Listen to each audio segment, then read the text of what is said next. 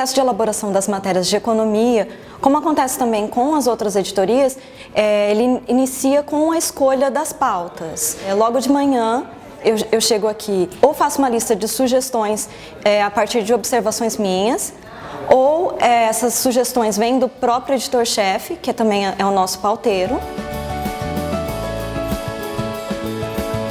Também tem outras pautas que vêm por sugestões de leitores, ou também por releases, por ligações de assessores de imprensa. O que pode ser uma pauta de economia? O que eu mais gosto dessa editoria é que é muito amplo. Você pode falar desde agronegócio, que é um setor muito forte aqui na região, e nisso dá para abordar desde uma pequena produção familiar em alguma cidade aqui nas proximidades, até os trabalhos de um setor muito forte, como o setor sucroalcooleiro, que tem usinas que empregam milhares de pessoas.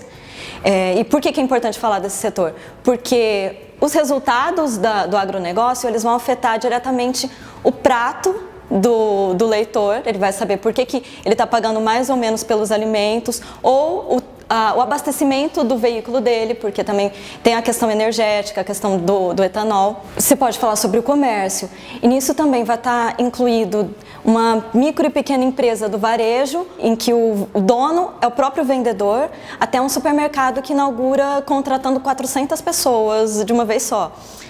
Além do comércio, você vai falar sobre construção civil, que também é um setor que emprega muito. Você vai dar orientações para o leitor, lembrando ele que, por exemplo, na próxima sexta-feira ele pode consultar a Receita Federal para saber se ele vai entrar no lote de restituições do imposto de renda. Você pode falar sobre os direitos dele como consumidor, pode falar de inovações das empresas em tecnologia, assim, é tudo muito amplo mesmo. Esses assuntos chegam aqui desses modos e, a partir disso, eu sento junto com o editor-chefe para a gente verificar o que é mais urgente, por essa questão mesmo de factualidade, e também o que é mais interessante para o leitor. Nós conversamos, nós verificamos o que nós vamos fazer naquele dia. Depois disso, eu começo a apuração. A apuração, ela envolve entrevistas, e essas entrevistas elas vão ser feitas com especialistas. No caso de economia, na maior parte das vezes, com economistas, ou representantes de setores, que eles vão ser presidentes de associações, de sindicatos, ou também com as pessoas que vão contar alguma história, que ele vai ser um agricultor, um empresário, ou o próprio consumidor que é afetado pela crise e tem que fazer todo um malabarismo financeiro para ele fechar o orçamento dele certinho. Essas entrevistas elas podem ser feitas pessoalmente, o que é melhor, porque você vai ver toda a reação da pessoa, você vai até o local, a partir disso você faz umas observações sensoriais também, que também se encaixa nessa editoria. Você também pode fazer essas entrevistas por telefone, o que às vezes acaba sendo obrigatório quando a sua fonte fica em outra cidade. Também, em alguns casos, você acaba fazendo por e-mail, geralmente por uma solicitação de uma assessoria de imprensa. Bom, a matéria de economia, como também de outras editorias, ela não é feita só com o trabalho do repórter que faz o texto. Ela depende muito do diálogo desse texto com imagens. Então, toda a matéria que eu faço, ela é feita em parceria com o fotógrafo, que quando nós vamos fazer essas entrevistas pessoalmente, ou nós vamos num local em que está acontecendo o assunto da pauta, ele faz essas fotos de uma forma que demonstre uma ação, que essas fotos contem a mesma história que o texto está contando, que elas complementem. Depois que nós fazemos essa apuração com entrevistas e fotos, é sempre importante nós darmos credibilidade ao que foi informado pelas fontes e pelos personagens com dados. E como que nós obtemos esses dados? Nós temos vários órgãos que fazem levantamentos para acompanhar mesmo a movimentação econômica. Um exemplo é a Fundação SEAD, que ela tem dados sobre PIB, sobre população. Tem o próprio Ministério do Trabalho, que ele acompanha o movimento de contratações e demissões. Tem o IBGE, que ele também tem dados sobre agricultura, sobre o mercado de trabalho. Então, você usa bastante esses dados e é bom você não manter limitado essa informação com dados a estatísticas atuais. É legal você pegar uma estatística da mesma época do ano passado para você fazer essa comparação, para você ver se os resultados de agora são melhores do que no ano passado, ou se eles são piores. E depois de você chegar a esse cálculo, geralmente a gente faz muito cálculo de porcentagem, é sempre bom falar novamente ou com um representante desses órgãos ou com um economista para perguntar por que aconteceu esse crescimento ou essa queda, ou por que teve essa estagnação. A matéria de economia, ela serve para você fazer com que esse assunto ele se torne mais palpável para o leitor. Porque muitas vezes, apesar da economia fazer parte do dia a dia dele, ele não consegue mensurar isso. Então você tem que pegar esses assuntos, você vai falar sobre os juros ou sobre a inflação e fazer ele entender o porquê que tudo aquilo está acontecendo com ele, o porquê que tem mais vagas ou menos vagas de emprego. E o trabalho do jornalismo, nesse sentido, é de simplificar toda essa movimentação e por isso que nós dependemos muito das fontes, porque eles que trazem essa explicação.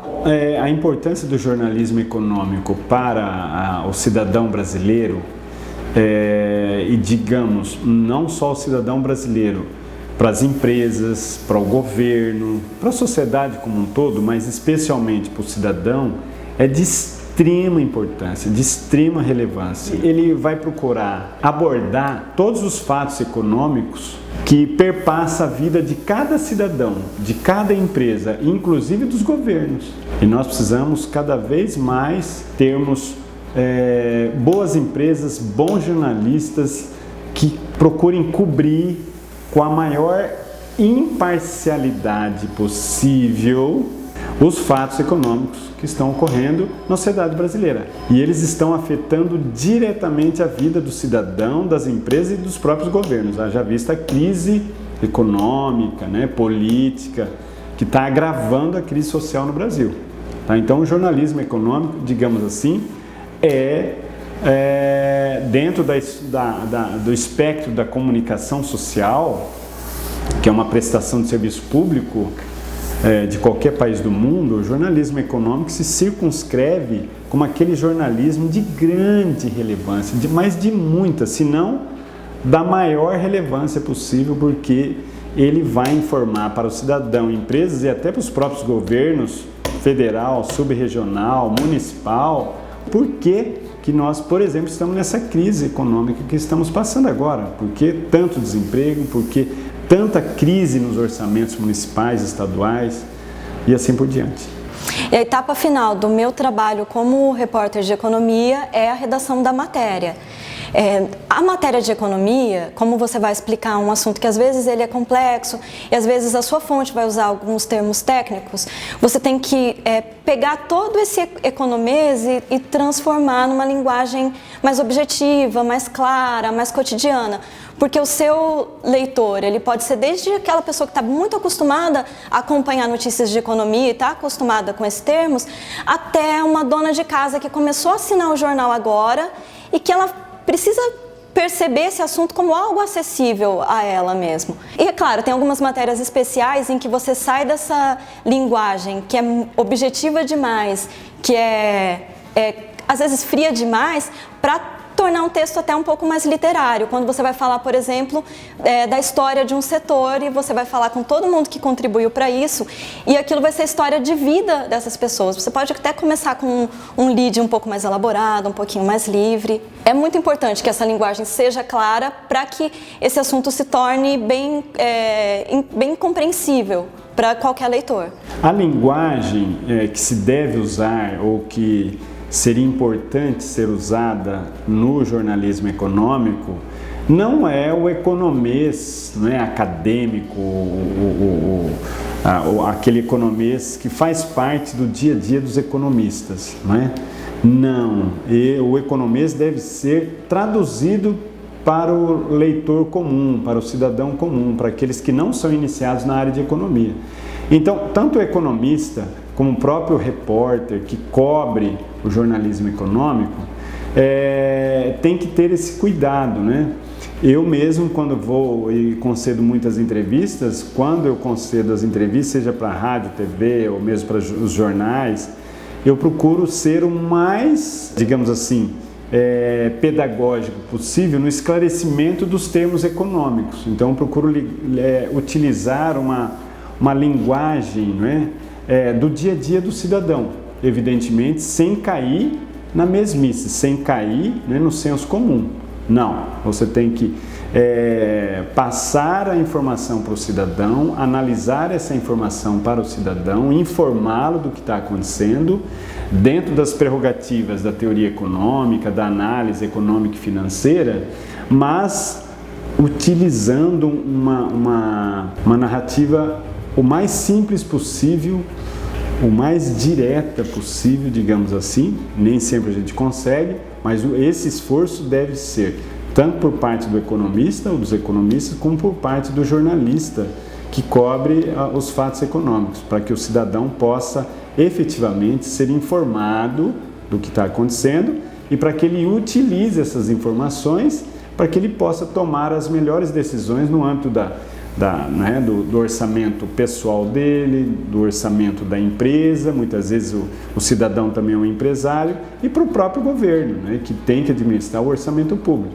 Então tem que ser um objetivo tanto dos economistas como do jornalista econômico, né, que cobre a área de economia e finanças. Depois que eu faço esse texto e que eu conversando com os editores sobre esse resultado, nós destacamos alguns dados que são importantes para o entendimento daquela matéria. Então, nós trabalhamos para elaborar os infográficos. Ele tem que ser mais didático possível, até para o leitor conseguir mensurar de como foi esse crescimento, de como foi essa comparação com esses resultados da economia em outro período, ou no movimento durante vários anos. Então, nós separamos esses dados e eles são transformados em gráficos. O trabalho do repórter, nesse caso, é de tomar cuidado para colocar os números exatos, fazer essas tabelas e passar isso para um paginador. O paginador ele vai trabalhar com essa parte gráfica e ele vai transformar esses dados em algo visual, para o leitor entender melhor o que foi esse fenômeno da economia, o que isso significou em um longo prazo, o que esse percentual significa. Assim termina o meu trabalho, só que assim começa o trabalho do editor. O editor ele também acaba familiarizado com esse processo, com essa editoria, às vezes com mais de uma editoria. Então ele tem que ler o texto, ele tem que ver se tudo faz sentido, porque pode ter desde um erro de digitação e até aquela situação em que o repórter ele fica com um raciocínio automático, porque ele conversou longamente com a fonte e o que às vezes faz sentido para ele não faz sentido para o leitor. Então o editor ele fica muito atento a isso. Isso aqui está muito claro? Dá para entender? Então ele mesmo corrige em alguns casos, ou às vezes ele até entra em contato de novo com a gente para perguntar, mas o que você quis dizer com isso? Como é que a gente pode deixar mais objetivo ainda para o leitor? E aí ele faz todo esse trabalho e ele também vai usar legendas para as fotos, para o infográfico e montar tudo de uma forma que fique mais fácil ainda para o leitor entender. Independente do estilo da matéria, se vai ser uma notinha super objetiva ou uma reportagem longa com um estilo literário, é importante o jornalismo econômico por trazer essa informação para a população sobre coisas que são do interesse dele, que é o mercado de trabalho, que é orientações sobre ele como consumidor, sobre os direitos dele, sobre as mudanças da legislação mesmo ligadas a essa área mais de empresas ou de emprego, porque às vezes essas orientações ajudam ele a tomar uma atitude em relação a um problema que ele teve, é uma dica para ele procurar determinada empresa ou órgão para ele conseguir até um emprego ou uma capacitação. É importante para ele entender o porquê que o salário dele aumentou tanto, ou ele perceber que o salário dele não aumentou tanto quanto a inflação e o que isso vai significar para o poder de compra dele. É importante para ele reivindicar esses direitos dele como trabalhador ou consumidor.